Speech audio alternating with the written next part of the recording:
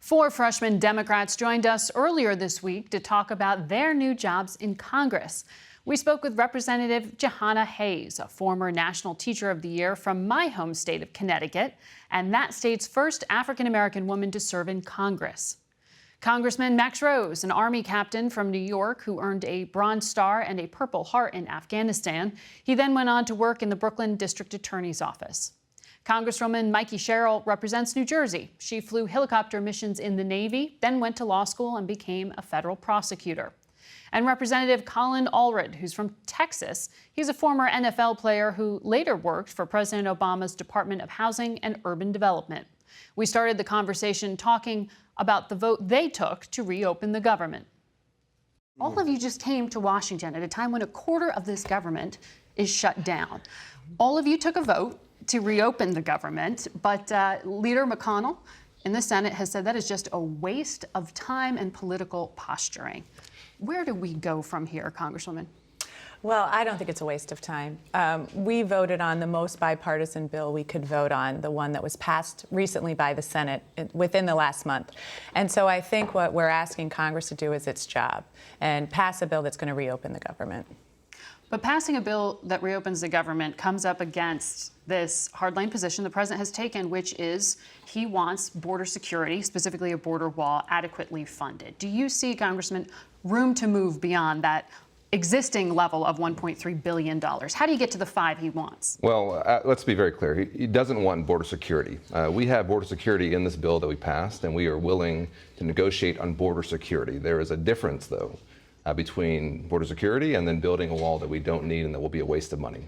$5 billion price tag is a lot of money. There's a lot of things we can do instead of that. Is it just a matter of semantics here? Border fence, some kind of barrier? I mean, is there movement for Democrats to support what the president in some way is asking for? Well, let me say, I'm from Texas. We have fencing in place. There's a significant amount of fencing, in fact, in place. And there is a big difference between wasting money on something that maybe will be just a campaign promise versus something that will actually get the job done. Fencing in certain places is absolutely appropriate, and we do have that.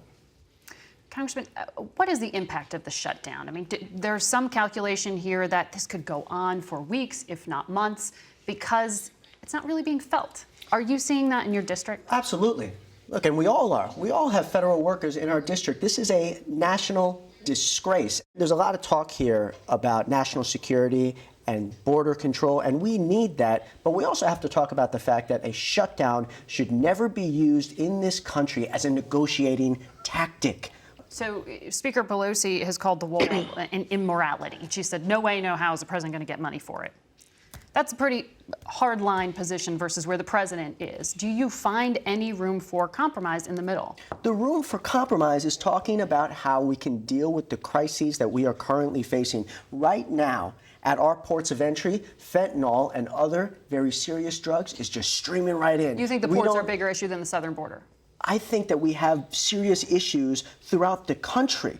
The point here is that what I'm not willing to do is spend billions of dollars on what amounts to a vanity project, a 5th century solution to a 21st century problem. What, you want to also bring horses back to the United States cavalry? Maybe bring some rowboats to the Navy? We could put Trump's name on it? This is far more serious than just political brinksmanship, okay? Let's get back to work. It's why we all ran, and I know it's what the Republicans are interested in doing as well. And I promise you, if they did that, their voters will reward them. Okay, this is not political suicide. Congresswoman, if a compromise is reached in the Senate, where you see some kind of increased funding for border security, call it a wall, call it some kind of fence, but something put on the table for Democrats, do you see your fellow House members getting on board? Well, I apologize, I lost my voice yesterday, but I think the government shutdown is a sobering reality of where we are right now. We have to get to work. We cannot keep operating in hard lines. We cannot keep saying nobody's willing to move. We have to move. That's why we were elected. That's what we were sent here to do. We have to get back to work. You would be open to voting for increased border security beyond the $1.3 billion that all of you signed off on already? I think we have to look at the bigger problem of immigration, reforming our immigration system. not just a wall. So would all of you, yes or no, vote for something that put an offer on the table for Democrats like protections for Dreamers or protections for those coming here under extraordinary circumstances like temporary protected status? Well, I think it's important to see what's in the package. And I think it's hard for any of us to say. I think all of us at this table came to Congress to work in a bipartisan fashion to get things done. We're trying as hard as we can right now to be bipartisan. We need some bend from the other side as well. We'll continue that conversation in our next half hour, so stay with us.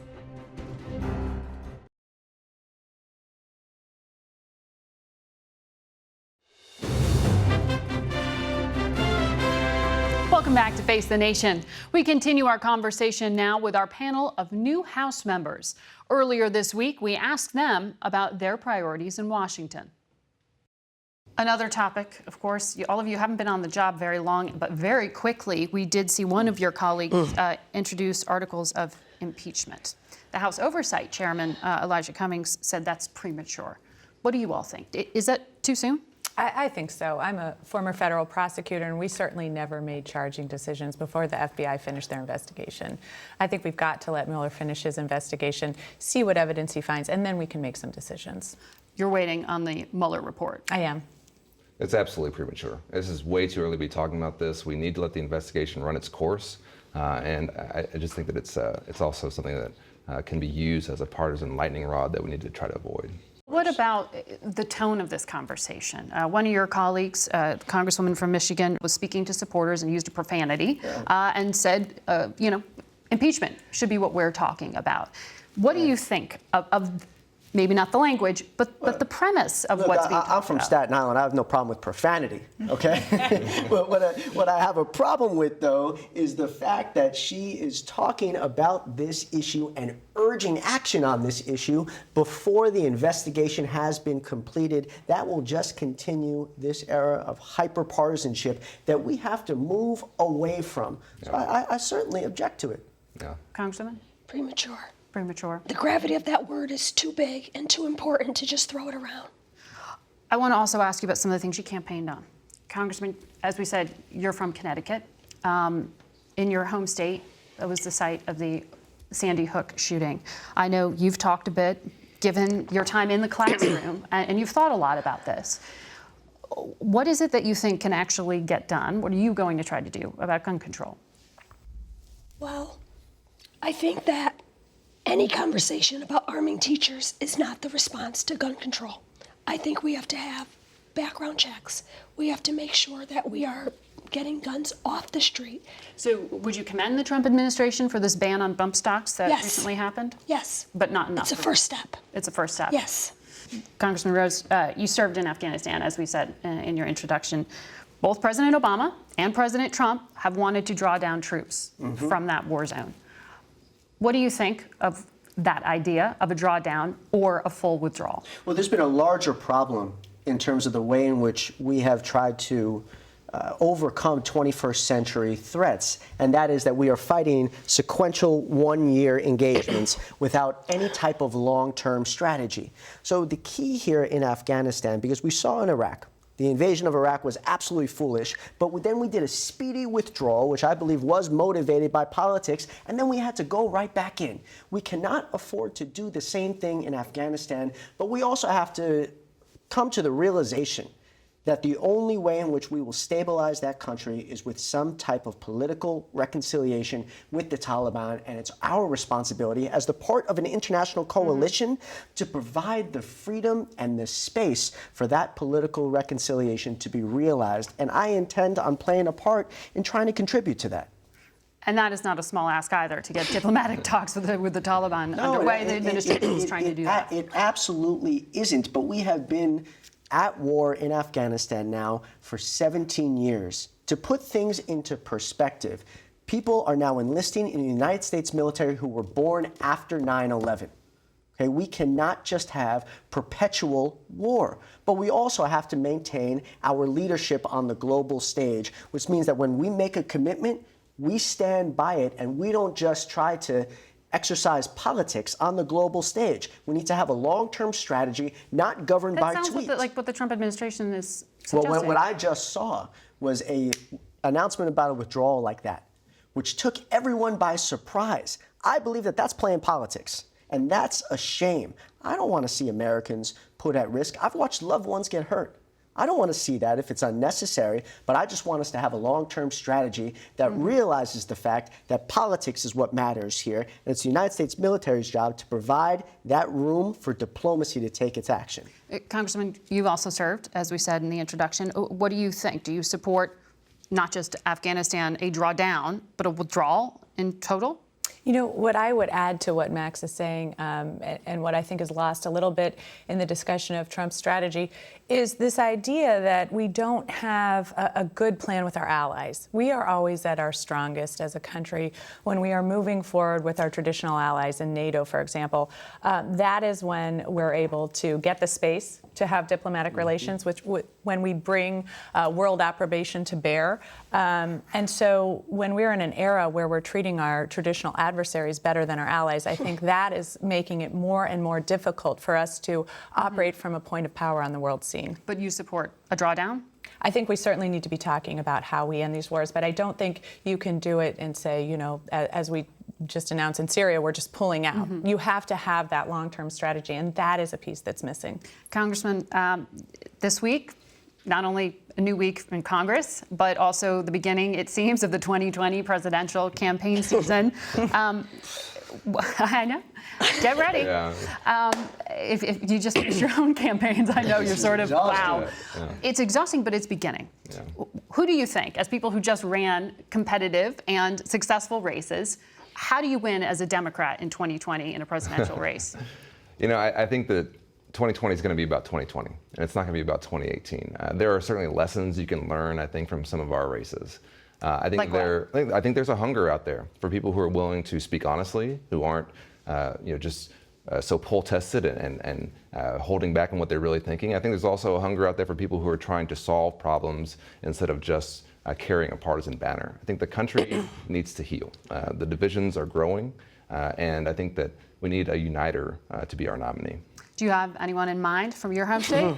Well, I certainly like my former boss, Julian Castro, who is a friend of mine and a mentor of mine, and we have a lot of political talent in Texas. So. What about the rest of you? I'm supporting Mikey. But if I could just have one important thing, because it's obvious that election season's starting again, but what we can't do is campaign in the halls of Congress.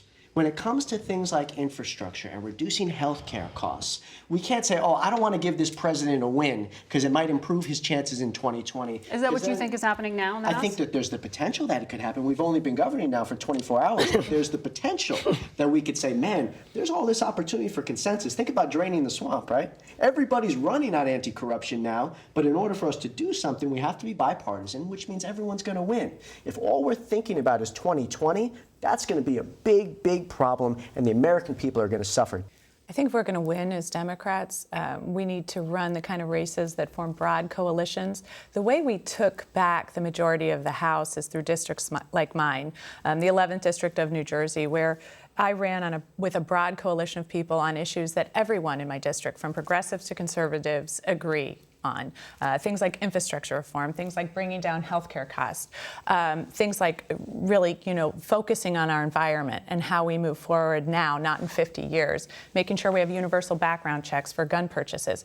These are things that the majority of Americans agree on, and the Democrats are always at their strongest when they're focused on families and they're focused on the issues that are going to move people forward. And all of that requires working with a Republican Senate and a Republican president. Yes. And all of you are willing to do that? Here's the shocking thing, though. 2016 and 2018 were not that different. It's just different political parties won. If you think about what Donald Trump ran on, okay, if you put some of the racist stuff aside for a moment, which is difficult, I know, but he spoke about infrastructure, he spoke about drug costs, he wanted to protect Medicare and Social Security, draining the swamp. We ran on many of those same things. The American people right now are united, that they want sensible solutions to deal with the things that really cause them pain and suffering. And now it's our responsibility to actually do something about it. Thank you very much for this conversation. I wish you all luck as lawmakers. Welcome to Washington.